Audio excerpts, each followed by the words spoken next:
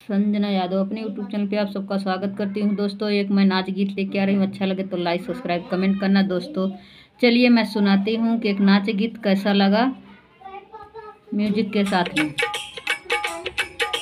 आलू लई गए जाड़ा मटरिया लई गए पाला सरसों हो लई गए ना, सरसों हो लई गए ना। कैसे मीजी हम गदेलवा सरसों हो लई गए ना। आलू लई गए जाड़ा मटरिया लई गए पाला, मटरिया लई गए पाला सरसों हो लई गए ना। कैसे मीजी हम गदेलवा सरसों हो लई गए ना।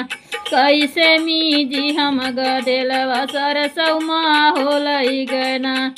हे माहुली गोसाई तू जड़ से कटैबै तुहरे रस वैसे ना, तुहरे रस वैसे ना। सियावा भाई नहीं माता बलवा तुहरे रस वैसे ना, पियावा भाई नहीं माता बलवा तुहरे रस वैसे ना।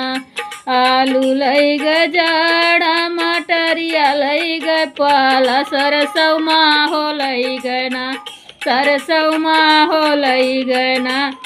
कैसे मीजी हम गदेलवा सरसों हो लई गए ना। कैसे मीजी हम गदेलवा सरसों हो लई गए ना। हे माहुली गोसाई तू जड़ से कटैबै तुहरे रस वैसे ना, तोहरे रस वैसे ना। पियावा भाई नहीं माता बलवा तुहरे रस वैसे ना, तोहरे रस वैसे ना। पियावा भाई नहीं माता बलवा तुहरे रस वैसे ना। पियावा भाई नहीं माता बलवा तुहरे रस वैसे ना।